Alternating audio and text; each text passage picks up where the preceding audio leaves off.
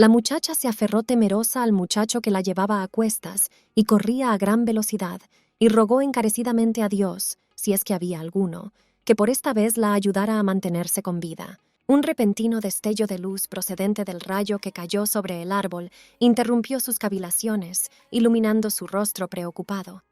Enseguida adivinó que había sido Rajik quien había lanzado la flecha contra el árbol. Al encontrarse con la mirada del enemigo, la heroína apartó los ojos avergonzada e informó a su compañero de que debían ir hacia el noroeste y no detenerse en ningún momento, y éste, tras mirarla de arriba abajo, siguió la instrucción. Nos enteramos de que hace 6 meses, la protagonista fue convocada a la fuerza a este mundo de locos, y según el plan, hoy debía golpear histéricamente en la cama del príncipe heredero, hasta que finalmente fuera despojada de su inocencia y sacrificada. Apretada con su novio, la heroína recordaba que cada día esperaba la muerte y poco a poco se iba volviendo loca, pero ahora huye en brazos de otro hombre llamado Vikan, que está dispuesto a luchar para protegerla, y no hay duda de que el príncipe heredero no la dejará así. Hace 6 meses, en una ciudad imperial, una pobre chica, de pie en el templo, razonaba que no era justo, que lo único que había hecho era dejar caer un jarrón de agua y que por eso tenía que trabajar en su día libre. No podía creer que ella tuviera más culpa que el arzobispo, que de repente se había metido en el aerosol. Mirando a los sucesores, la muchacha se tranquilizó pensando que al menos era su vida,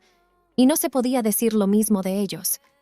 Había pasado una semana entera desde la ceremonia y las personas que yacían en los ataúdes especiales aún no habían dado ninguna respuesta, lo que significaba que pronto debían ser devueltos a sus familias. Tras examinar al sucesor pelirrojo, la heroína conjeturó que simplemente no les gusta la ciudad imperial, porque durante 1000 días ha habido todo tipo de purificaciones y oraciones de invitación,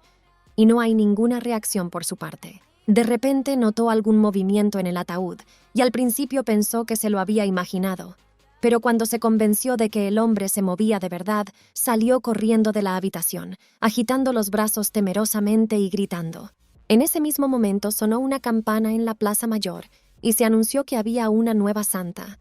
Se dijo que había elegido el cuerpo de un perro rabioso, pero resultó ser un error y acabó eligiendo a Color de Verano, hija de los Loermel. De los recuerdos de la niña se desprende que se peleó con su hermana por el viaje y luego salió corriendo a la calle como si la persiguieran, y en ese momento un destello brillante le iluminó la cara.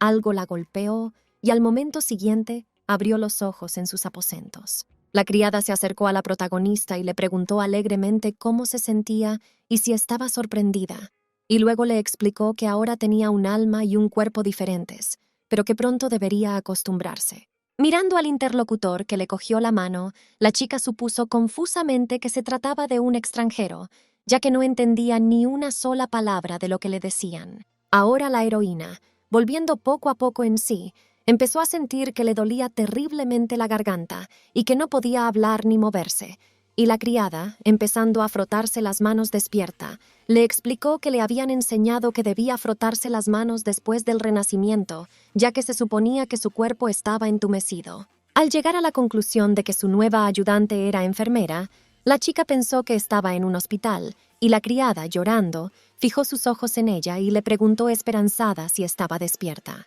De repente, la protagonista se dio cuenta de que entraba un tipo guapo, que se sorprendió de que hubiera elegido Summer Color, y afirmó que la mera visión de él ya le daba dolor de cabeza, pero que no había nada malo en ello, porque mientras él estuviera cerca, ella se valoraría más. Terminando su discurso, se inclinó sobre la mujer despierta y la examinó detenidamente. Mirando fijamente al muchacho, la niña no se dio cuenta de quién era, y éste, volviéndose severamente hacia el criado, preguntó si la niña ya había comido, y, mirando de nuevo a la niña tumbada en la cama, sonrió. Dijo que era excelente, y pidió a su ayudante que se pusiera en contacto con los Loermel, pues la hierba venenosa que había arraigado en el jardín de verano había florecido por fin. Al oír que el hombre le había pedido que felicitara a los Loemerel por haber vendido a su hija al mejor precio posible, la criada se sobresaltó en el acto y preguntó si el hombre estaba seguro de querer regalársela a los duques de Loermel. Habiéndoselo ordenado, todo a la palabra, la chica salió de la habitación, dejando al hombre solo en la heroína, que ahora, quitándole los ojos de encima, se sentía avergonzada. Le incomodaba estar en la habitación a solas con un nuevo conocido.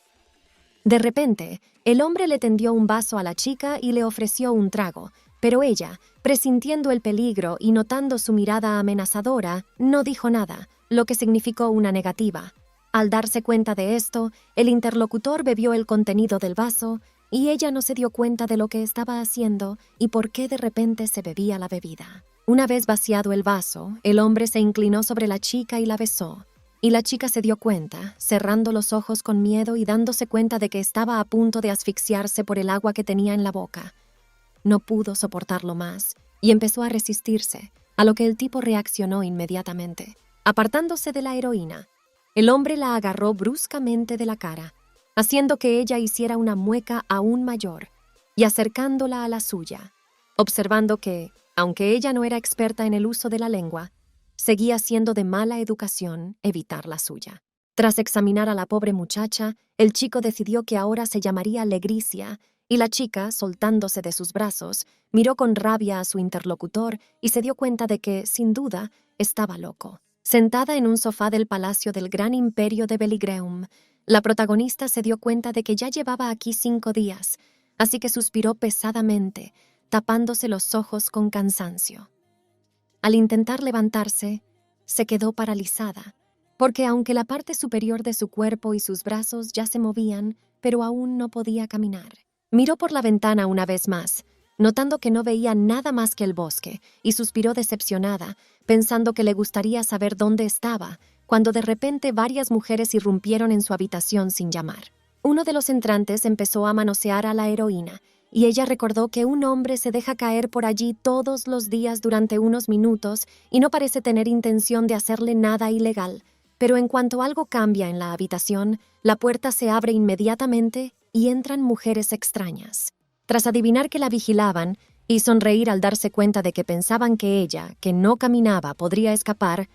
la protagonista decidió no provocar a nadie hasta encontrar una salida y ocultar sus emociones, no ponerse nerviosa. Una vez tomada la decisión de mantenerse bajo control, la chica recordó cómo su pariente le dijo que no era un genio, por lo que necesitaba muy poco de ella, que ocultara sus emociones, que no se pusiera nerviosa y que contuviera la risa y las lágrimas, porque no debía tener un efecto perjudicial en su hermana y estropearle la vida, ya que se dejaba influir fácilmente por las emociones de los demás. Ella había tolerado y se había adaptado desde que tenía uso de razón, había guardado silencio, ignorando los insultos, pero un día se hartó.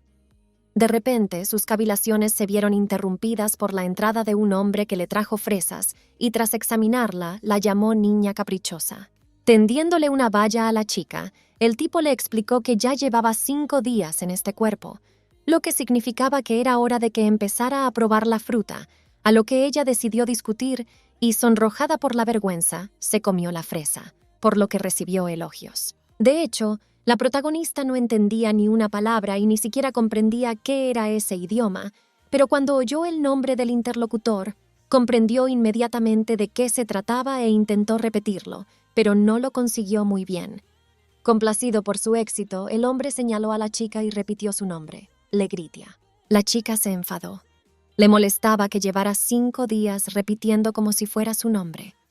Finalmente, decidida a objetar, empezó a decir su nombre en su propia lengua, pero bajo la pesada mirada de su interlocutor no conseguía recordarlo. De pronto recordó que la llamaban la chiflada rabiosa de la sociedad, la mala hierba rota del jardín de verano que nada podía eliminar, o la mujer más pesadillesca del imperio, Beatrice Loermel. En el despacho del arzobispo del Gran Templo, el hombre sentado ante el interlocutor golpeó furiosamente la mesa con el puño y bramó con fiereza si, en su opinión, la muchacha se parecía a la princesa heredera, y el Santo Padre, desplomado en su silla, lo confirmó confusamente, pues ahora el alma que había en ella era de otra persona muy distinta. El hombre le dijo irritado que no le tomara por idiota y le preguntó si creía que había ocultado tan bien la verdad que no llegaría a ella. El hombre desenrolló el pergamino y explicó que le habían ordenado recabar información sobre Beatrice Loermel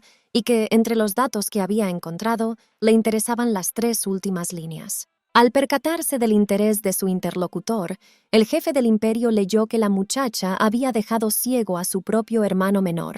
Dietrich Loermel, clavándole una esquirla de vidrio en el ojo.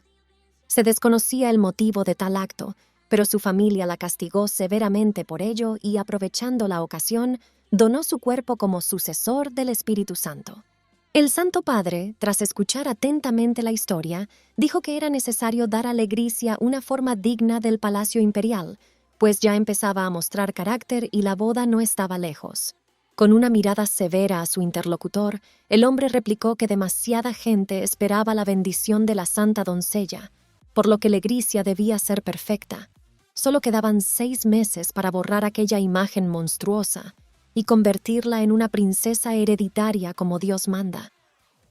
Cogiendo la última valla y tendiéndosela a la niña, el hombre le dijo que todos los santos se comportan igual una vez que se dan cuenta de la situación, o empiezan a sollozar, o entran en cólera, o niegan la realidad cerrando los ojos y los oídos. Pero ella lo comprendió todo y aceptó la situación con calma, como si hubiera aprendido a rendirse hace mucho tiempo. Tocándole la lengua, el interlocutor se maravilló, llamando la humildad de una manera peculiarmente elegante, y ella, perdiendo los estribos, gritó y le llamó loco maníaco, siempre intentando meterse en su boca. La chica pensó que el extranjero no había entendido su discurso, pero se equivocó. Se enfadó y sonrió. Al darse cuenta, se quedó paralizada y su cara mostró preocupación, porque adivinó que había entendido su discurso, así que decidió no provocarle más por su propia seguridad.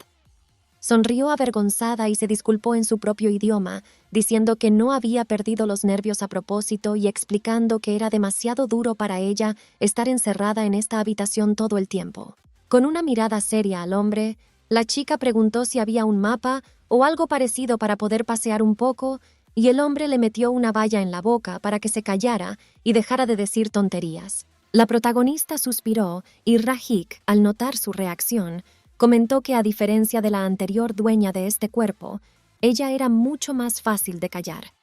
Por supuesto, la chica no entendió ni una palabra, así que bajó la cabeza con tristeza. La protagonista, tras mirar horrorizada a su interlocutor, notó una sonrisa en su cara y se dio cuenta de que ella no era más que un animal gracioso para él, y entonces, al darse cuenta de que no había nada que hacer al respecto, decidió familiarizarse al menos un poco con el entorno lingüístico para simplificar su estancia aquí. Esbozando una sonrisa falsa, la muchacha decidió intentar sentarse en silencio por el momento, pasar desapercibida, comer lo que le dieran y vestir lo que le trajeran. El hombre, que hasta ese momento había permanecido largo rato en silencio, levantó el rostro de la muchacha hacia el suyo y, mirándola a los ojos inocentes, confesó que nunca había pensado que la vida de otra persona en sus manos pudiera otorgarle una sensación de placer tan vívida. La heroína se sintió desconcertada por ello, pero decidió soportarlo. Mientras el hombre no apartaba los ojos de su nueva conocida,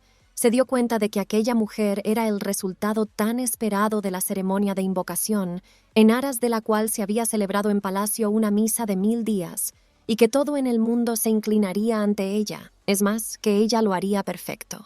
Cuando adivinó que el hombre se acercaba a ella, la chica se paralizó temerosa. No se daba cuenta de lo que pretendía, así que se asustó mucho y gritó que ojalá pudiera mirarse en el espejo. Lo hizo para evitar un choque de miradas. Al notar que su interlocutor no la entendía, la heroína intentó explicarle en diferentes idiomas que le gustaría verle la cara, y este, pensativo, se sorprendió de que hablara 4 idiomas, porque en este mundo solo los miembros de la familia real o los lingüistas eran capaces de tal cosa. Agarrando la mano de la protagonista, el jefe del imperio se la acercó a los labios y le informó de que el espejo era necesario para la ceremonia del origen de la santidad,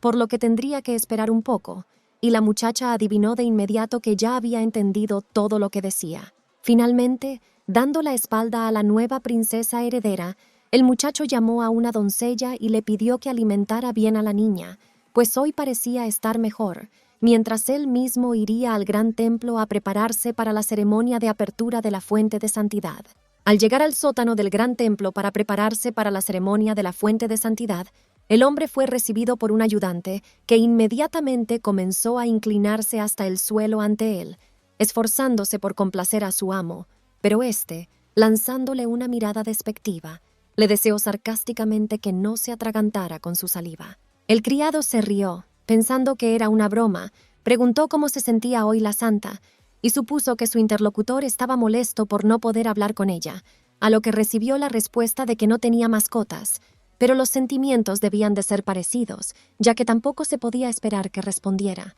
Mientras se acercaban al hombre, el ayudante admitió que temía que el hombre se enfadara, pero aún así, las circunstancias jugaban a su favor.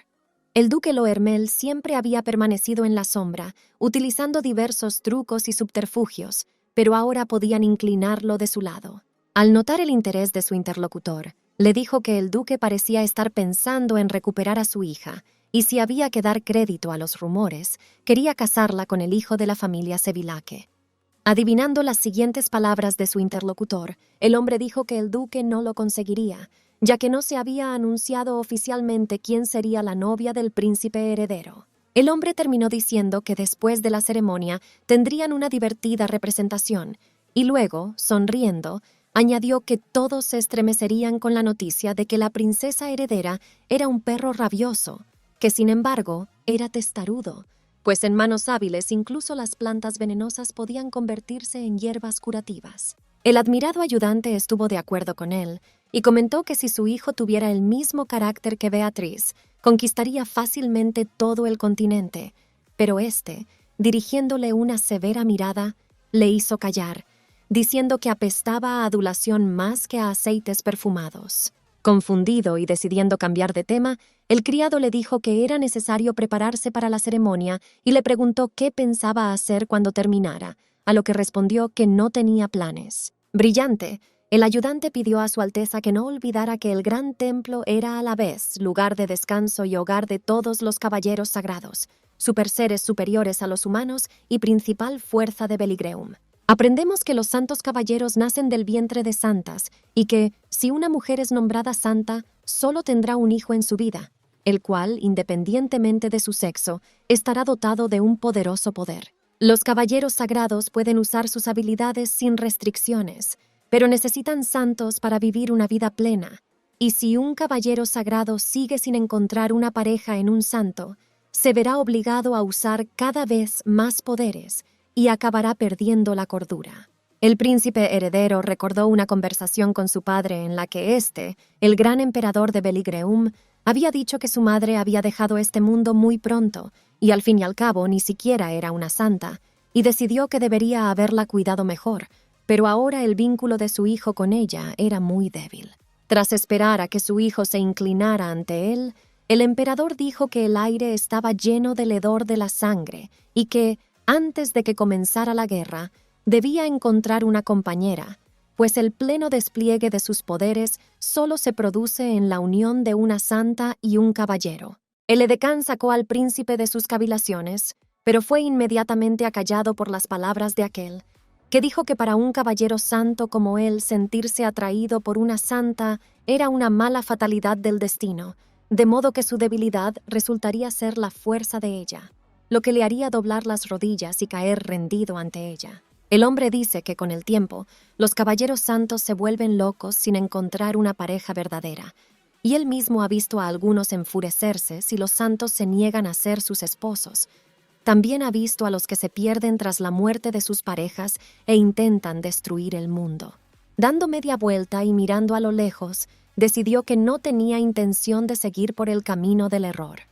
No era ella quien lo poseería, sino él a ella.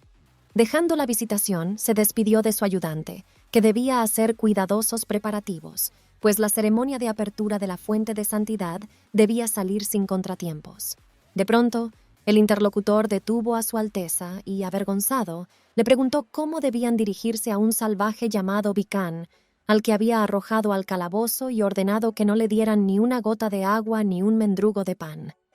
Estaba preocupado porque esas criaturas eran tenaces y no morirían, pero tendrían hambre, lo que significaba atrapar a las ratas y los insectos que se arrastraban por la habitación. Las dos muchachas, sentadas en el bosque, miraban las plantas y discutían sobre su valor.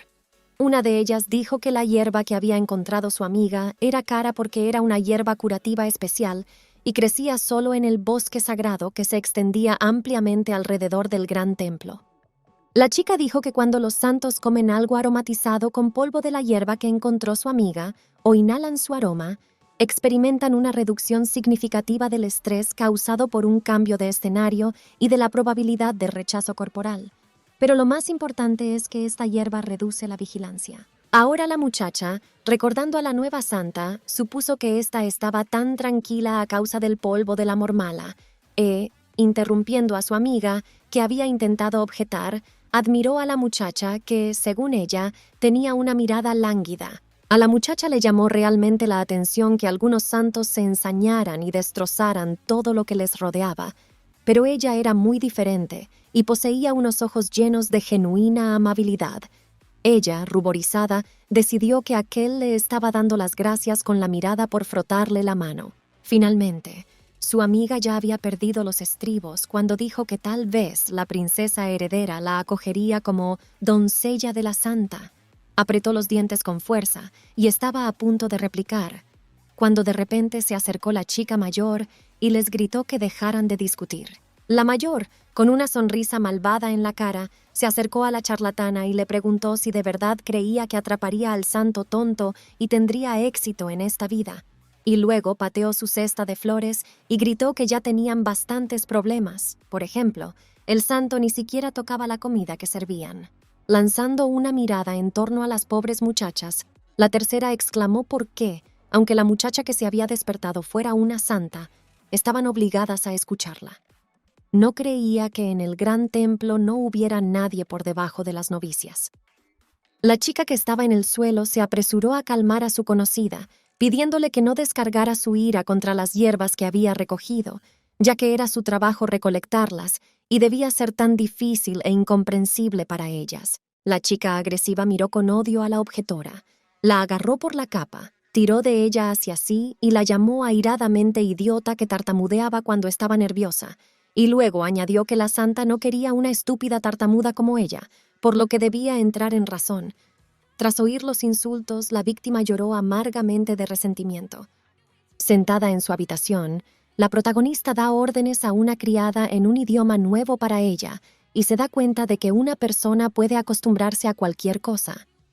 Aunque nadie se apresura a enseñarle el idioma o la escritura, ella puede oír algo si se tranquiliza y escucha. Cuando se acercó a la ventana abierta, se dio cuenta de que hoy llovía y sonrió radiante al sentir el frescor de la calle, pero enseguida tuvo que volverse hacia la criada, que le preguntó si le resultaba duro estar sentada en la habitación todo el tiempo. Al percatarse del interés de su interlocutora, el ayudante le informó de que Su Alteza la invitaba hoy a tomar el té en el jardín del gran templo, y le aconsejó que fuera a tomar el té con él y a tomar el aire a pesar de la lluvia. De hecho, la heroína no entendió ni una palabra de lo que dijo la criada, pero se alegró de que al menos pudiera considerar que ya se estaban comunicando de alguna manera, pero su alegría se vio interrumpida por la brusca apertura de la puerta. Su Alteza convirtió su primera salida de la sala en todo un acontecimiento y presentó a la muchacha las obras más recientes del diseñador, muy popular en los círculos sociales del Imperio de Beligreum, lo que realmente impresionó a la heroína. Las obras del diseñador eran realmente asombrosas y caras. Al notar que uno de los percheros estaba cubierto con una tela, la protagonista no dudó en quitársela y vio una encantadora lencería que la sorprendió, y la criada, al notar su confusión, le explicó que tendría que ponérsela cuando fuera a la fuente de la santidad, pero la chica no entendía por qué había lencería. De repente, la chica también fue abordada por la propia diseñadora, que le presentó su obra más maravillosa, un vestido sin adornos, pulcro y no demasiado llamativo. Interrumpiendo la admiración de la heroína, el propio príncipe heredero entró en la habitación y la apresuró a levantarse, por lo que la muchacha se apresuró inmediatamente a ponerse su nuevo vestido, que le quedaba perfecto. El diseñador, encantado, se acercó a la chica y le dijo que exteriormente el material no se diferencia de ningún otro, pero en realidad es muy duradero, incluso si se pisa, no se rompe nada, y este exquisito color verde merece un elogio especial, porque solo la tienda de Mittenbaum sabe extraer el tinte sin toxinas. El hombre que se había acercado examinó de nuevo a la muchacha y pasándole la mano por el pelo, observó que no estaba tan bien, porque, en su opinión, parecía más despeinada. Al notar la duda en la mirada del príncipe, la protagonista le dijo que no parecía gustarle, a pesar de que llevaba algo que él había comprado, y él sonrió, lo confirmó y pidió otro pedido. A petición suya trajeron a la habitación collares de perro, y la sorprendida muchacha, que no había adivinado para qué servían, pensó que nunca se había dado cuenta de que Rajik tenía perro, cuando de pronto eligiendo un collar, se acercó y se lo puso a su pobre interlocutor, diciendo que así era mucho mejor. Mientras agarraba el collar e intentaba arrancárselo, la chica pensó con horror que no debía hacer eso, porque era un ser humano, no un perro. Pero enseguida se encontró con la mirada de la diseñadora, que chasqueó la lengua en señal de que ella también, como Rajik y la criada, pensaba que era patética. El príncipe retiró la mano de la muchacha y la calmó, diciéndole que no volviera a intentar quitarse su nuevo accesorio, porque su cuerpo le pertenecía, y ella bajó los ojos desesperada y decidió aceptarlo, dejarle hacer lo que quisiera, porque nadie podía ayudarla, porque aquí todos obedecían a Rajik. Inesperadamente, la muchacha se agarró la cabeza, que fue atravesada por un dolor agudo, sintió bruscamente que había perdido las fuerzas y estuvo a punto de caerse, pero fue atrapada por el príncipe heredero, muy alarmado por lo ocurrido. Al cabo de un rato, Lady Legricia fue despertada por una doncella que le dijo que se había desmayado tan repentinamente que todos estaban muy alarmados, y empezó a lamentarse de que le había dicho a su Alteza que pospusiera la fiesta del té por el bien de su salud, pero él se mostraba muy obstinado y no quería escucharla. La criada preguntó a la pobre chica por qué había hecho eso, pero añadió que afortunadamente el príncipe heredero la había perdonado, pero que ese comportamiento era realmente inapropiado, y la chica, confundida, le pidió que hablara un poco más despacio, ya que no entendía nada, pero fue ignorada. Al notar la confusión de la muchacha, que no entendía una palabra y decidió renunciar a intentar comprender nada, la criada se puso pálida y agarró la mano de la niña despierta, pensando que aún le dolía algo en alguna parte, y luego, sin esperar respuesta, corrió inmediatamente tras la curandera. Abandonada a su suerte, la heroína, que acababa de recobrar el sentido común, oyó por casualidad una conversación entre dos novicias descontentas porque incluso lloviendo tenían que cavar en el barro. Los amigos, que también se fijaron en la señora, no la reconocieron, pero se sorprendieron mucho al ver el collar de perro que llevaba al cuello, y uno de ellos envidió a la santa que estaba seca y cómoda mientras ellos araban. De repente, la tercera muchacha que las acompañaba empujó a la novicia llamada Selene, de modo que ésta dejó caer todas las hierbas que había recogido. Acercándose a su víctima, Anita señaló a la santa y le dijo que si tenía tantas ganas de estar con ella, también tendría que llevar un collar de perro al cuello. Al notar cómo la débil era acosada, la protagonista se quedó paralizada, y la novicia agresiva, tras llamar la atención de su conocido, dijo que esa santa no se preocupaba por ella en absoluto, por lo que ni siquiera debía soñar con convertirse en su sirvienta, porque no era más que una tonta y una tartamuda. Decidiendo que ese comportamiento estaba fuera de lugar y era muy cruel con un ser humano, la princesa agarró su collar y empezó a preguntarse histérica por qué las novicias trataban a la chica como a un perro. No podía moverse, sentía el cuerpo entumecido. Al oír que la muchacha amenazaba ya al pobre hombre, la heroína decidió, no obstante, acercarse a ellos y, situándose a cierta distancia, ordenó a los canallas que se acercaran a ella, a lo que estos no reaccionaron inmediatamente, por lo que los convocó hacia ella como a perros con el movimiento de su dedo. La muchacha, al oír la manera de hablar de la oradora, adivinó que era la hija del duque de Loermel, y, no pudiendo contener su cólera, gritó con odio a la pobre muchacha por atreverse a mentirle y decir que la señora había sido llamada santa. De repente, la heroína que se acercaba abofeteó a la insolente mujer. La situación era desesperada y lo hizo sin querer, porque su cuerpo se movía ahora independientemente de su voluntad,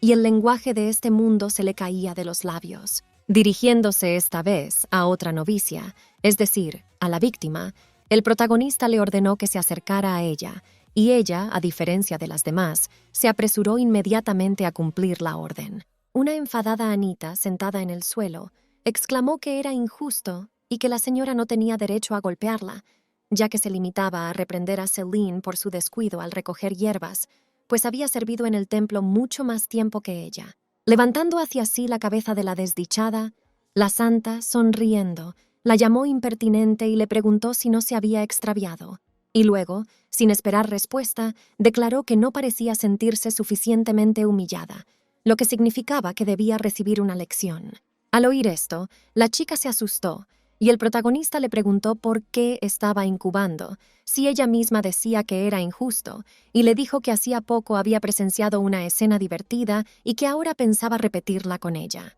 Al darse cuenta de que la situación había ido a más, la novicia cayó de bruces al suelo y sollozó, empezando a pedir disculpas a la señora y pidiéndole que se apiadara de ella, ya que no había pretendido ofender a nadie, y la oponente, al darse cuenta de esta reacción, le explicó que estaba mal ponerse por encima de las hermanas, aunque llevara mucho tiempo aquí. De repente, la heroína se agachó, agarrándose la cabeza, que una vez más le dolía mucho, y se dio cuenta de que no podía más, por lo que cayó inmediatamente al suelo y fue agarrada por la excitada buena novicia. Justo antes de que pudiera agacharse para calmar el dolor, aparecieron delante de las chicas unos hombres corpulentos, que según las damas presentes, habían venido solo a por la dama. Adivinando que no corrían peligro, las novicias decidieron huir, pero una de ellas, la víctima del matón, se inclinó hacia mi señora y le informó de que alguien había venido a por ella y tenía que correr. El hombre, con una mirada indiferente a los presentes, los tranquilizó, explicándoles que no eran su objetivo, por lo que podían prescindir de un derramamiento de sangre innecesario.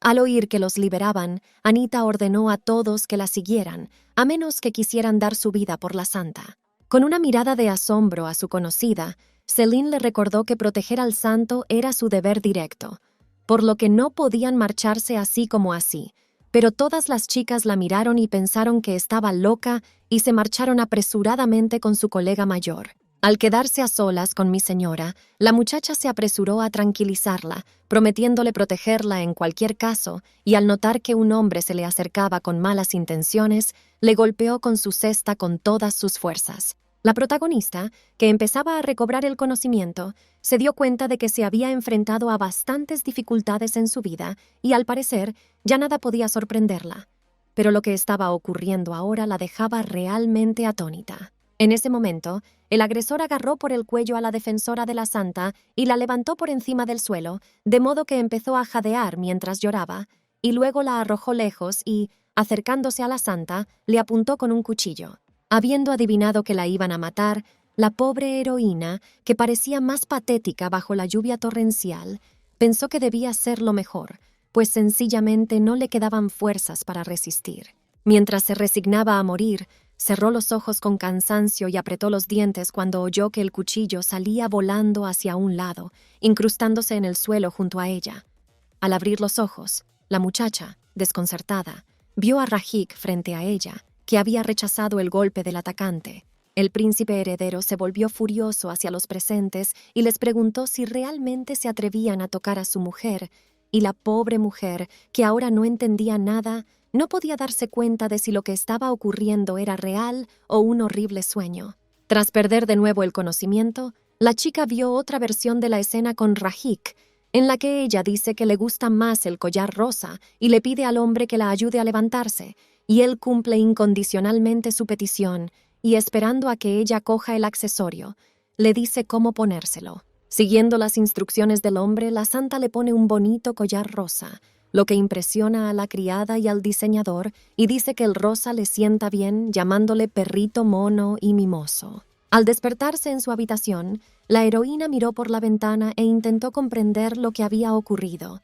No podía creer que hubiera sido capaz de sobrevivir al ataque, cuando de repente, al darse la vuelta, vio a Rajik tumbado a su lado, que la había salvado en ese momento y que, de hecho, ahora tenía un collar rosa alrededor del cuello. El hombre despierto se dio cuenta de que la santa estaba conmocionada por lo que estaba ocurriendo, y tras escuchar su pregunta de por qué intentaban matarla, le pareció divertido que ahora pudiera hablar en su dialecto, y le preguntó por qué había gritado entonces. Avergonzada, la chica admitió que no se reconocía a sí misma, solo que de repente le dio un fuerte dolor de cabeza, y entonces oyó una voz desconocida y su cuerpo empezó a moverse por sí solo. Recordando los detalles del incidente, la heroína se apretó la cara conmocionada, cuando de repente el hombre la arrojó sobre la cama y tiró de ella hacia él y le pidió que se calmara, porque el peligro había pasado y ahora no corría peligro,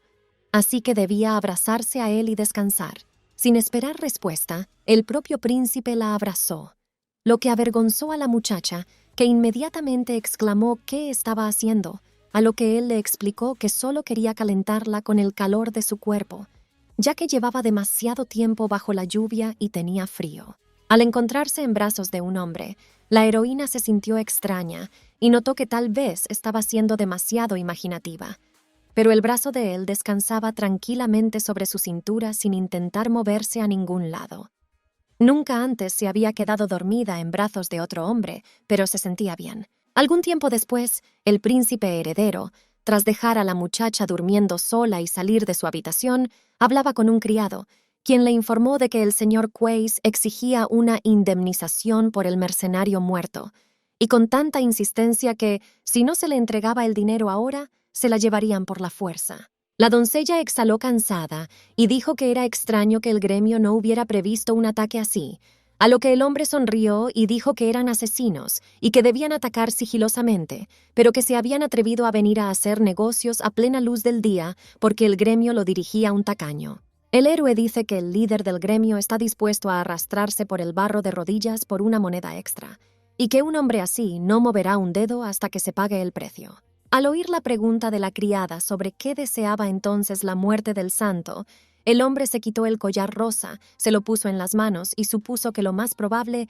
era que se tratara de uno de los neutrales. Por el relato del príncipe heredero, nos enteramos de que lidera la facción Sol de Oro. El ducado de Loermel está detrás de la facción neutral Jardín de Verano, y su tío, el archiduque Mosgrato, lidera la facción Gran Desbordamiento. Y en la arena política del imperio se libra una guerra sin cuartel por la lealtad de los aristócratas. El ducado de Loermel ha estado tratando de fortalecer su posición a expensas de su hija y realmente no quieren unirse con ellos ni con el archiduque. Por eso se hizo el compromiso con la familia Sevillake, quienes creen que ya que las clases altas estarán en contra de que la hija de la familia Loermel se convierta en la princesa heredera, nada detendrá sus planes. Este incidente tenía como objetivo debilitar su poder, por lo que el príncipe heredero, una vez finalizada su historia allí, pidió a la doncella que ordenara a la gente que observara al archiduque de Mosgrato y difundiera rumores,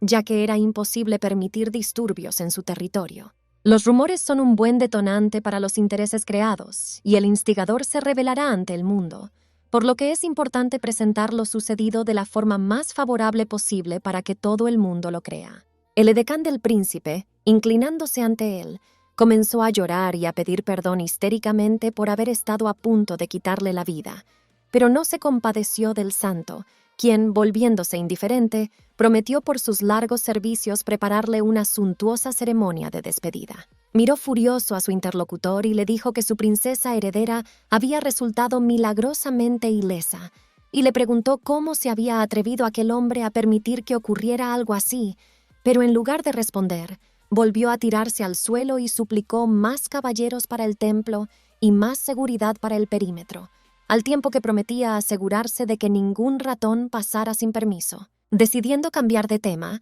el príncipe heredero, calmado, preguntó qué les había ocurrido a los sirvientes, y su ayudante, levantándose del suelo y ordenando sus ideas, respondió que ninguno de los clérigos del templo había resultado herido. Reflexionando, el hombre recordó que habían venido aquí a quitar vidas, pero no había víctimas, así que tomó la decisión de vengarse de quienes se atrevían a abandonar a su suerte a la futura princesa heredera. Al preguntar a su interlocutor si alguien se había atrevido realmente a impertinencia legricia, el jefe del imperio recibió la respuesta de que se trataba de Anita, una de las clérigas, cuyos conocimientos de teología eran muy apreciados por sus tutores y que se esforzaba por elevar el rango. De repente, indignada, la edecán se lamentó, llamando desvergonzada a la muchacha porque le había mentido a la cara para mantenerse con vida, diciendo que la santa hablaba perfectamente la lengua del imperio y que Lady Legricia le había dado una bofetada. Dijo que parecía como si se hubiera encontrado con Beatrice Loermel en ese momento. Tras pensarlo y adivinar que bien podía ser cierto, El príncipe pidió al edecán que dejara en paz a las criadas y no las castigara, ya que la razón por la que Anita se había comportado de forma tan impertinente podía ser que alguien estuviera detrás de ella. Levantándose y dirigiéndose a la salida, el hombre decidió poner a prueba su suposición colándose secretamente en el ducado de Loermel y ordenó a su interlocutor que no permitiera a Legricia salir de sus aposentos hasta su regreso el día de la ceremonia. Con una última mirada a su ayudante, el héroe le pidió que vertiera todo el polvo de mormala del templo en la fuente, lo que le sorprendió mucho. Esta hierba era preciosa y su precio en el mercado era 10 veces superior al de un lingote de oro. De pronto, el iracundo individuo desenvainó su afilada espada y, al percatarse de la desobediencia del criado, le apuntó con el arma, preguntándole amenazador si tenía cabeza sobre los hombros, tras lo cual no se atrevió a objetar. Unos días más tarde llegó el momento de la ceremonia de la Fuente de Santidad, y Lady Legricia ya había sido ataviada con su mejor traje y felicitada por el inicio de la ceremonia de la Fuente de Santidad. Al notar la confusión de la muchacha, la criada le explicó que Su Alteza llegaría pronto, lo que significaba que la dama debía prepararse y ponerse sus mejores ropas de ceremonia, es decir, su ropa interior. Ya en la sala de ceremonias, uno de los ayudantes del joven príncipe anunció que quedaba el último paso. Lady Legricia debía subir al palanquín que la llevaría a la Fuente de la Santidad. De repente se oyó un grito de mujer desde la habitación que el hombre se quedó helado al oírlo, y al escuchar se dio cuenta de que la princesa heredera estaba declarando que nunca se pondría algo así. El diseñador y las doncellas le rogaron que no fuera testaruda y le explicaron que tenían que terminar todos los preparativos antes de que llegara Su Alteza, pero la muchacha exclamó que ya estaba harta de los juegos de disfraces y se sentó en la cama y se apretó contra la gran almohada. En ese mismo momento, el príncipe entró en la habitación y preguntó qué estaba pasando aquí, a lo que no recibió ninguna respuesta clara. Solo una chica indignada le preguntó de qué iba todo aquello y por qué intentaban vestirla de obscenidad. Con un gesto cansado de la mano, se rió entre dientes y le preguntó por qué no debía aceptar el statu quo y dejar de ser testaruda, pero ella bajó los ojos decepcionada y exclamó que acababa de empezar a creer que era un buen hombre. Inclinándose frente a la muchacha, el hombre le dijo que creía que aquí la cuidaban bien, y le pidió que le avisara enseguida si alguien le faltaba al respeto, pues en ese caso lo castigaría de inmediato. Mirando ferozmente al hombre que se acercaba, la dama gritó que aquí todos la trataban bien, pero no él, y que primero debería deshacerse de sí mismo, ya que tenía tantas ganas de deshacerse de alguien que le faltaba al respeto. El hombre fingió no saber de qué hablaba y utilizó un perfume especial que durmió de inmediato a su inquieto interlocutor. Diciéndole a la bella durmiente que era demasiado valioso e insustituible, el príncipe se volvió de nuevo hacia los sirvientes y los dejó marchar, prometiendo cuidar él solo de la futura princesa heredera. Al despertarse en el lugar de la ceremonia, la chica sintió un dolor agudo y se dio cuenta de que estaba tumbada frente al agua sobre una simple caja. El hombre, que ya se había percatado de su despertar, vestía con elegancia y le informó de que se encontraban en la Fuente de la Santidad, donde lavaban cuerpos y almas, limpiándolos de sus impurezas. La muchacha lo miró y se dio cuenta de que ella también necesitaba lavarse, pero su acompañante la corrigió, diciendo que ambos necesitaban lavarse. Al ver la sonrisa burlona en su rostro y oír la insolente afirmación, gritó, llamándolo un desvergonzado que la había obligado a usar ese pedazo de tela porque sí. Al percatarse de la confusión de la muchacha, el hombre le pidió que no se preocupara y que no malgastara su energía crujiendo los dientes y mirando furiosamente en su dirección, pero la muchacha se encogió y declaró que se iba de aquí. El príncipe heredero agarró a la niña rebelde y le dijo cariñosamente que le resultaría difícil moverse, así que debía tumbarse encima de él y dejar de ser testaruda, ya que no conduciría a nada bueno y, además, ese comportamiento le molestaba. El hombre, repitiendo sus palabras en coreano, la apretó más, momento en el que la chica le apartó de un empujón y le miró como a un traidor y le acusó de haberla entendido todo este tiempo pero haber guardado silencio. Levantando a la princesa en brazos y sonriendo dulcemente, el interlocutor dijo que no era un engaño porque, en primer lugar, nunca dijo que no supiera coreano y, en segundo lugar, tenía un motivo para ocultar que conocía su idioma. Ahora llevó a la pobrecita al agua, haciendo caso omiso de su indignación, y le dijo que según cuántas lenguas supiera la santa que había llegado a este mundo, se determinaba a cuál de los santos caballeros debía pertenecer. Sonriendo alegremente, el hombre terminó diciendo que, dados sus conocimientos, ella sería la princesa heredera, y le aconsejó que tratara lo que estaba ocurriendo como una ceremonia de investidura. Al entrar en el agua, el príncipe se dio cuenta de que su compañera se había calmado un poco porque había ordenado verter todo el polvo de la mormalla en la fuente, y ésta, decidida a no escuchar aquel balbuceo sin sentido, le pidió que fuera franco y le dijera quién había ordenado atacarla, él o su madre. Rajik cerró los ojos pensativo e insinuó lo obvio de que no era obra suya, pero su compañera, cuya mirada era tan lastimera que haría llorar a cualquiera, le recordó que ella no sabía nada del mundo y solo quería saber la verdad. El príncipe la rodeó con el brazo y le dijo que cualquier palabra o intento de entender lo que estaba pasando era una pérdida de tiempo, pero sin explicar lo que eso significaba, dirigió su atención a su pelo, calificándolo de un color precioso. Mirando su reflejo en el agua cristalina, la princesa heredera admitió que siempre había tenido el pelo negro y que no quería ser pelirroja, pero siempre quiso preguntar qué le habían hecho. El príncipe puso una expresión extraña en su rostro y dijo que por eso no la dejaba mirarse en el espejo, porque si se miraba en él, se daría cuenta inmediatamente de por qué estaba aquí, ya que la verdadera esencia se encontraba en el fondo de la fuente, en lo más profundo. Tras abrazar a su vacilante compañera, Rajik le explicó que le resultaría bastante difícil bajar hasta el fondo y le ofreció su ayuda para llegar hasta el espejo. Sonrió satisfecha y se apartó del insolente hombre que la había cogido por las caderas y le dijo que no iba a rogarle que la ayudara, a lo que recibió la respuesta de que no tenía que rogar en absoluto y que bastaría con una simple petición para que la ayudara. Sumergiéndose en el agua y rociando al hombre con agua, la heroína le echó una mirada y le pidió que se apartara de su camino.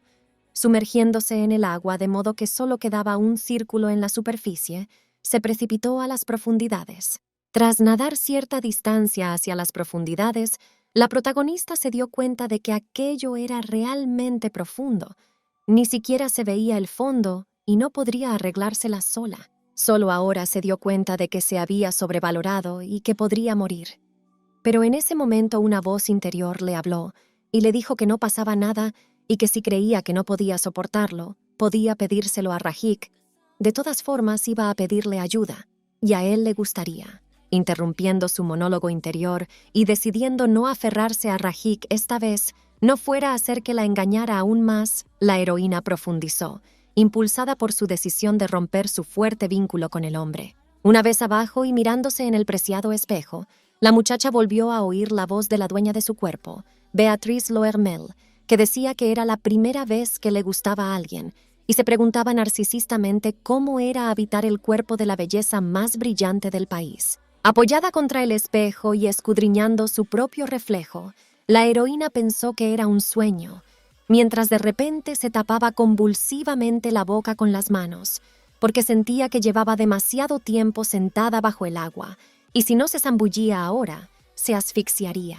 El reflejo del espejo, al percatarse del problema de la interlocutora, estiró el brazo y arrastró hacia sí a la pobre mujer, que al encontrarse en el suelo, tosió debido a la gran cantidad de agua que tenía en los pulmones. El rescatador aconsejó a la niña casi ahogada que escupiera el agua y acercándose a ella, le dijo que aún no era nada, pues se arrastraba tras Rajik, rogándole que la mantuviera con vida. La pobre y débil muchacha, haciendo caso omiso de las burlas de su interlocutor, preguntó qué era aquel lugar, a lo que recibió la respuesta de que era el mundo interior de la propietaria original del cuerpo, Beatrice Loermel. La heroína adivinó que entonces era ella la que controlaba su cuerpo, y Beatrice, riendo con culpabilidad, explicó que sabía que debería haber sido paciente, pero que entonces se había vuelto bastante insoportable. Habiendo adivinado que la nueva dueña de su cuerpo tenía un montón de preguntas, la chica prometió explicárselo todo, pero ofreció a la Cum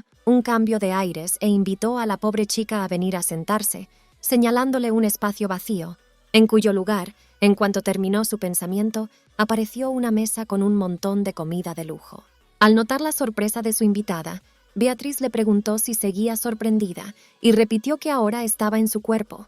pero la heroína, interrumpiendo a la oradora, preguntó que si estaba en su cuerpo, entonces ¿qué le pasaba a su cuerpo? La bella también se sentó a la mesa y contestó despreocupadamente que no tenía ni idea del destino real del cuerpo de su interlocutor,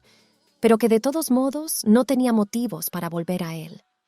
Llegó a esta conclusión basándose en el hecho de que había visto todos sus recuerdos y al parecer allí no había ninguna persona querida. Interrumpiendo las cavilaciones de Beatrice, la protagonista, mirándola esperanzada, le dijo que había preguntado por el cuerpo no porque fuera a volver, sino que simplemente no entendía cómo había llegado a entrar en el cuerpo de otra persona. Se quedó con la mirada perdida en la distancia y les explicó que se moriría de aburrimiento si tenía que explicarles cómo había llegado a su cuerpo, así que decidió ponérselo fácil a ambos y les dijo que habían sido unos ancianos en el templo que llevaban 1000 días arrastrándose de rodillas y rezando, así había llegado hasta aquí, y que el resto carecía de importancia. Después de escuchar una historia no muy detallada, la heroína tomó un sorbo de té, pero se sorprendió al darse cuenta de que no podía olerlo ni saborearlo, y no oyó ningún sonido.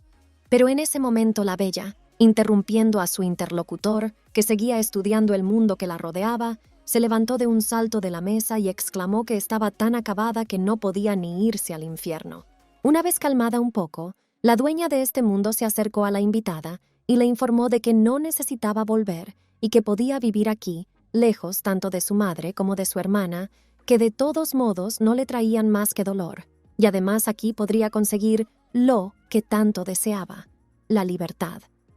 Mirando directamente a los ojos puros de su interlocutor, la bella recordó que quería vivir libremente hasta el fin de los tiempos y que aquí podría cumplirse su sueño eterno. Agarrando a su nueva amiga por el brazo, Beatrice se ofreció a enseñarle algo y la condujo a una habitación con una enorme bola gris, llamando a la cosa un regalo para su invitada, que, confusa, se preguntó qué era. El amable propietario original del cadáver explicó que tenían ante sí las tripas del arrogante imbécil de Rajik y entregó a la muchacha un hilo con el que empezar para desentrañar lo que fuera que acechara en el corazón del loco príncipe heredero hasta el último detalle. Cuando se dio cuenta de que tenía que desenredarlo, la heroína se puso manos a la obra, lo que la casera supuso que le llevaría toda la noche, pero cuando se enteró de lo larga que era, se detuvo y preguntó por qué tenía que desenredarlo. Beatrice le explicó que si lo desenredaba todo, el hombre dejaría de hacer locuras, y cada nudo desenredado lo haría más subordinado a ella. Quién sabe, quizá al final caería a sus pies y lloraría. No creyendo la historia de su nueva conocida, la protagonista le preguntó si ella misma no podía desenredar una madeja de hilo, a lo que ella respondió que solo santas como ella podían tocar las entrañas del santo caballero y que solo lo había visto con ella. Acercándose a la vacilante interlocutora, la bella se ofreció a enseñarle mientras estuviera aquí. De ese modo se prepararía para su papel de princesa heredera durante el día y se reuniría con ella por la noche y aprendería algo útil. Al oír que estaba destinada a convertirse pronto en la princesa heredera, la muchacha se quedó helada, sin creerse capaz de soportarlo, y declaró que no lo deseaba, pero su interlocutora, poniendo los ojos en blanco, le aconsejó de corazón que no volviera a decir que no quería convertirse en princesa heredera, ni siquiera a pensar en ello. Al darse cuenta del malentendido de su nueva amiga, Beatrice de Loermel le explicó que en el momento en que perdiera el trono de princesa heredera, moriría inevitablemente, y no había forma de evitar ese destino, por lo que la única mejor opción para ella era convertirse en princesa heredera. Al notar la sorpresa de su amiga, Beatrice se apresuró a tranquilizarla, diciéndole que tal vez sería una lástima tirar por la borda un santo largamente esperado y que sería vendida como esclava.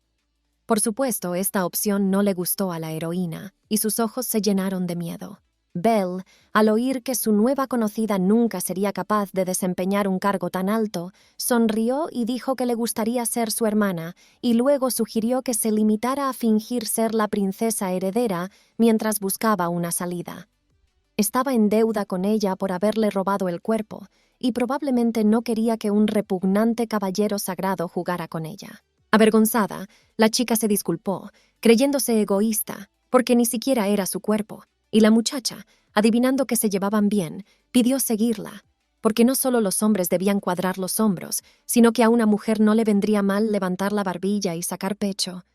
Debía parecer altiva y segura de sí misma para que la tuvieran en cuenta. Al notar que su compañera la escuchaba atentamente, Beatriz le aconsejó que aprovechara su posición para encontrar a alguien que la apoyara y que utilizara todo lo que tuviera a mano, incluso a sus amigos. La heroína se quedó helada al oír que también había que recurrir a los amigos, y su interlocutor le pidió que recordara el nombre de Fidel Jan Sevilek. Eran amigos, pero él es muy testarudo y no soporta el sistema de invocación de santos, así que tampoco le caerá bien. Pero entonces no hay que asustarse, sino decir: ¿cómo puedes amenazar a una frágil dama? ¿Qué clase de caballero maravilloso eres? Tras esperar a que la chica repitiera tras ella, la dueña original de su cuerpo la alabó y la arrastró, diciéndole que no importaba cómo era antes, porque ahora podía vivir en su cuerpo como quisiera, riendo como una loca, siendo lujosa y pasándoselo en grande. Tras llevar a su amiga hasta la puerta, la anfitriona le dijo que eso era todo por hoy, pues si se quedaban más tiempo, no podría soportarlo, y le señaló la puerta, ordenándole que simplemente la abriera para salir del mundo interior. Al llegar al lugar donde debería haber estado la puerta, la heroína se congeló. No vio nada delante de ella, ya que de repente voló hacia abajo, porque fue empujada por un nuevo conocido, que mirando a la pobre, prometió responder al resto de las preguntas más tarde y revelar la fea verdad sobre este mundo. La muchacha se encontró en el agua, pero fue sacada inmediatamente por un agitado Rajik, que la estrechó contra sí y declaró que si se hubiera retrasado siquiera un poco, habría ocurrido lo irreparable. Tras sentar a la niña mojada sobre un cartón y envolverla con una manta caliente, el hombre le entregó una fresa y le preguntó si se arrepentía de haberse enterado de la verdad, a lo que ella hizo caso omiso de su pregunta y respondió que el agua de la fuente tenía un sabor repugnante, para sorpresa de su interlocutor, que le recordó que se había mirado en aquel espejo y había estado a punto de morir. Cuando el protagonista se acercó al príncipe, ella lo miró gravemente y exclamó que el agua sabía como el condimento con el que la criada rocía su comida, y le pidió que le dijera de una vez con qué la alimentaban, pues no podían darle sales de baño. Al notar la consternación de la chica, el hombre se rió y le explicó que no eran sales de baño, sino un polvo llamado mormalla que, ingerido o inhalado, reduce el estrés del cambio de aires y quita el recelo a los extraños. La airada heroína adivinó que la habían drogado y pidió que le dijeran la verdad, pues ya se había mirado en el espejo como él le había pedido, así que se enteró de que estaba en la tierra sagrada del gran imperio de Beligreum llamada Hutrad, donde aparecieron por primera vez los santos del reino divino. Mirando a la interesada muchacha, el príncipe heredero le contó que ella vivía en un mundo llamado reino divino, y que a los que proceden de allí como ella se les llama santos. En pocas palabras, ahora se encuentra en un mundo muy diferente y se han descubierto más de 1500 santos a lo largo de la historia, apareciendo al menos 1 o 2 cada año. La heroína supuso que eso significaba que tal vez había otro santo que había aparecido con ella, pero su interlocutor dijo que la nueva dueña de su cuerpo era la única santa llamada oficialmente en esta generación, por lo que aquí la trataban bien, mientras que a los demás santos los trataban de forma muy diferente. Nos enteramos de que existe todo un sistema de receptores para llamar a los santos a este mundo, cada uno de los cuales se ofrece voluntario para participar, y la ceremonia de llamada en sí solo se celebra una vez por generación. Una vez elegidos los 7 receptores, queda esperar a que la santa haga su elección. Al oír que parecía poder elegir, la protagonista exclamó y recordó a sus interlocutores que ella misma había elegido el cuerpo de Beatriz. Tras entregar la fresa a su amada, el hombre terminó su historia, y la chica le preguntó sorprendida quién era él para ella, si Beatriz era su receptora, a lo que el hombre respondió que todo dependía de su elección. Podía ser un noble marido de la princesa heredera, respetado y celebrado por los súbditos, o podía ser simplemente un gilipollas. Estudiando ansiosamente al interlocutor, la heroína adivina que ella no es más que un tubo de ensayo para ellos. Por eso cada palabra del interlocutor le pone los nervios de punta. Es un gilipollas, pero no sabe algo, a saber, que su mundo interior es tan confuso como el de ella. Después de arrebatar la valla de las manos del insolente, la muchacha decidió, poco a poco, destejer su mundo interior con sus propias manos, pues Beatriz se había dicho que él caería a sus pies si lo destejía todo, y este era un espectáculo que ella también estaba deseosa de ver. Hubo un silencio incómodo, y Rajik, sonriendo socarronamente, dijo que había adivinado que ella iba a jugar otra vez a ver quién era más listo que quién, así que inmediatamente la tiró al suelo y dijo que un caballero sagrado elige a un compañero que se adapte mejor a su temperamento. Tendiendo la mano a la pobre criatura, el hombre le explicó que el cuerpo que ocupaba pertenecía a la mujer más arrogante del imperio, que, incluso vestida con harapos, miraba a todo el mundo por encima del hombro. Y luego, agarrando a la víctima y empezando a estrangularla, declaró que por su desmesurado orgullo y crueldad había deseado muchas veces retorcerle el cuello. El príncipe miró severamente a la niña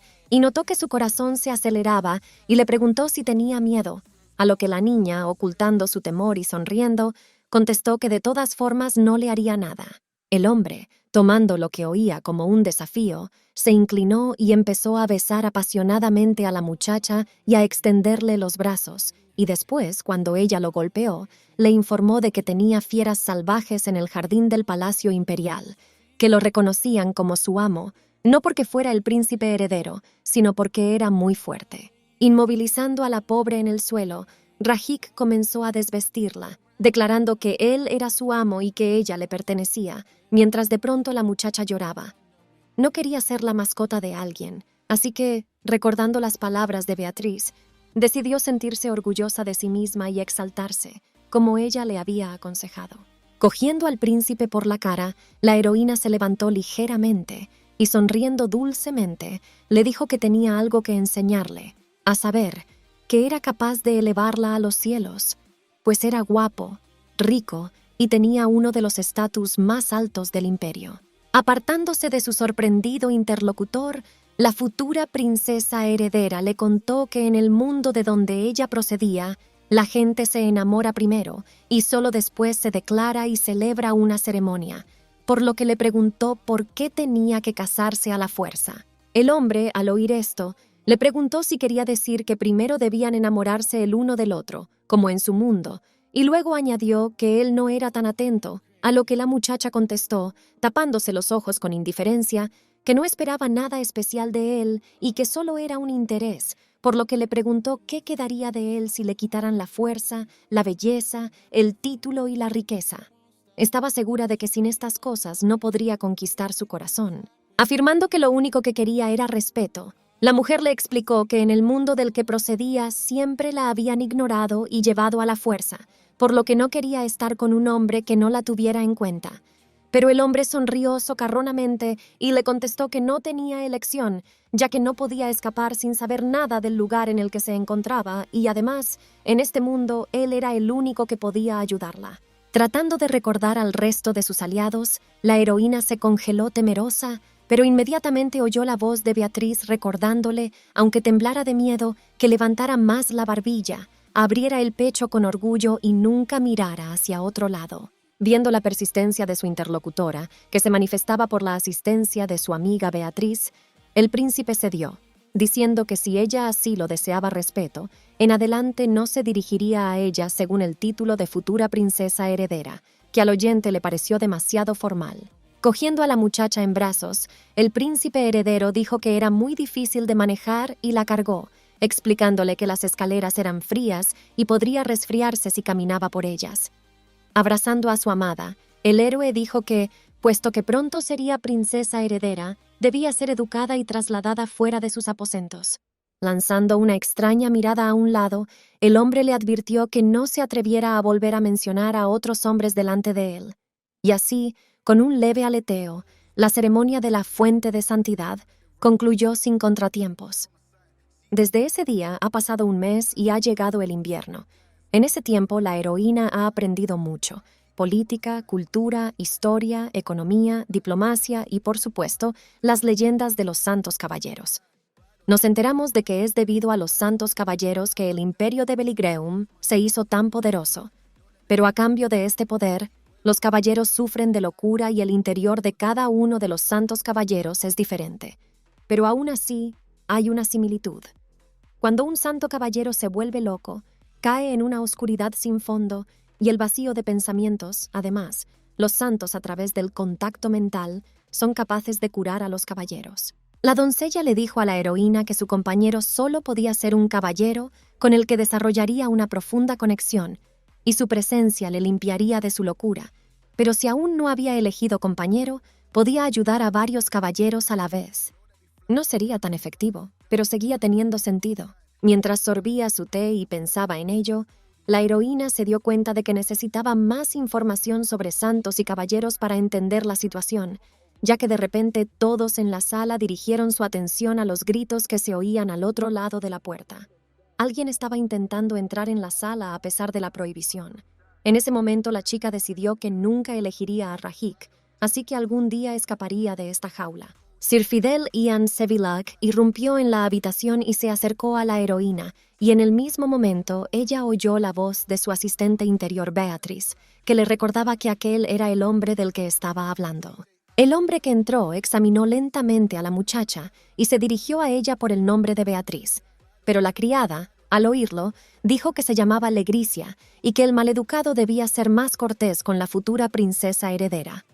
Ignorando la petición de ser más cortés, Fidel dijo que solo había venido a ver a la que había robado el cadáver de su único amigo. La descontenta doncella exclamó que no entrara ahora y que pidiera permiso para hablar con él mañana, cuando Su Alteza llegara al banquete con los embajadores, y Beatriz aconsejó a Legricia que hablara con él ahora, mientras Rajik estaba fuera, si lo deseaba, y lo pusiera de su parte a toda costa. Mirando a la furiosa criada, la protagonista le pidió que saliera un momento para poder hablar un rato con Sir Sevillac, lo que enfureció sobremanera a la asistente, que sin embargo no se atrevió a resistirse. Al quedarse a solas con su interlocutor, la futura princesa heredera dijo que comprendía por qué lo hacía. Desviando culpablemente la mirada, la heroína admitió que para él era una invitada no deseada que se había apoderado del cuerpo de un querido amigo, pero él no se apiadó y le pidió que evitara la familiaridad y que no le llamara por su nombre, tras lo cual la muchacha, con un suspiro cansado, accedió y le dijo que había conocido la mente de Beatriz. El hombre, al oír sus tonterías, la fulminó con la mirada y declaró que sabía perfectamente que cuando un santo entraba en un cuerpo no quedaba nada del dueño original en él. Sin esperar respuesta, dio media vuelta y se marchó, diciendo que no debería haber venido aquí, lo que alarmó a la propia Beatriz, que lo llamó testarudo, y ordenó a la heroína que repitiera tras ella que lo detuviera. De pronto, la muchacha, siguiendo el consejo de su amiga, le gritó irritada si iba a casarse, y luego, cuando el hombre se volvió sorprendido y se quedó inmóvil, le explicó con la mano en el pecho que Beatriz le había pedido que se lo diera.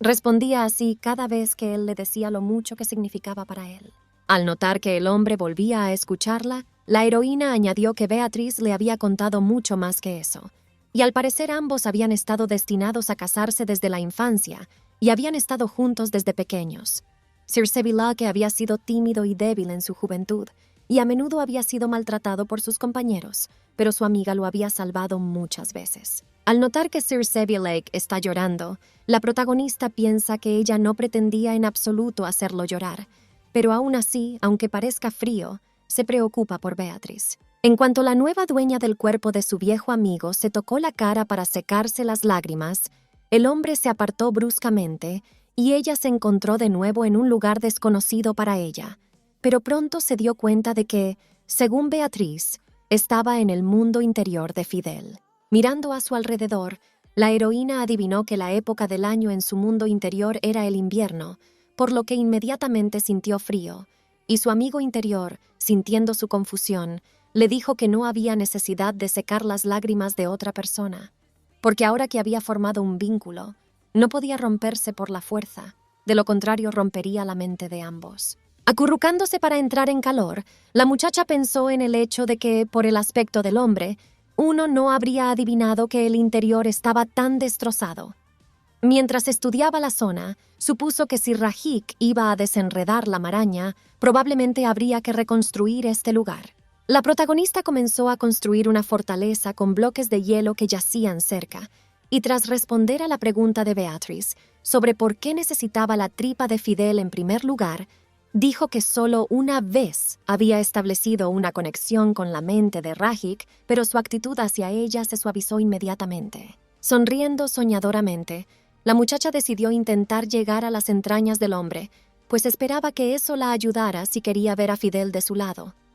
Al notar que las palabras de su amiga tenían sentido y lo había deducido por sí misma, Beatrice la elogió. Sin embargo, en cuanto tocó el hielo, la heroína retiró la mano, que inmediatamente se puso roja por el frío, y se dio cuenta de que el problema era que no duraría mucho en el frío, pero decidió no rendirse. Casi terminada la construcción, Legricia se hundió en el suelo cansada. Llevaba unas 6 horas construyendo sin descanso. Bajando los ojos con culpabilidad, la muchacha se disculpó con Beatrice por torturar su cuerpo, a lo que ésta le pidió que no le hiciera caso, y la heroína notó que empezaba a sentir un calor sospechoso y empezó a dormirse, suponiendo que había cogido fiebre.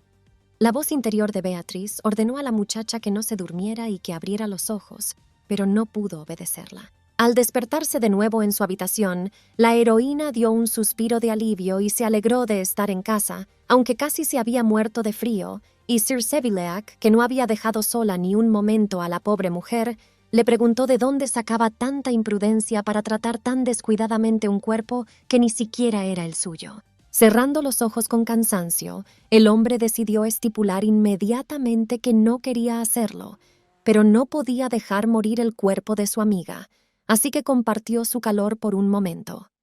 Abrazando a la heroína, le pidió avergonzado que no se tomara a mal su acción. Al notar la confusión de la heroína, Sir le advirtió que no subestimara la escarcha que llevaba en el corazón,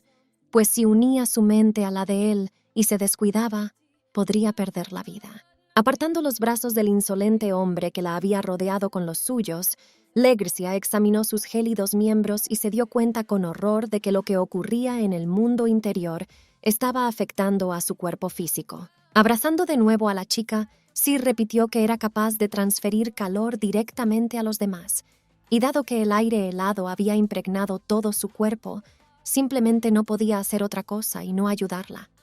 Al notar la mayor resistencia de la pobre chica, le permitió que le quitara la mano si ella quería. No le importaba si se le caían los dedos o no. Cuando la heroína trasteó en su mundo interior, pensó que su actitud hacia ella se suavizaría un poco, pero no funcionó con él. Ahora le ha revelado que aún no ha terminado y que solo ha puesto en pausa el calor, que pronto habrá una segunda oleada.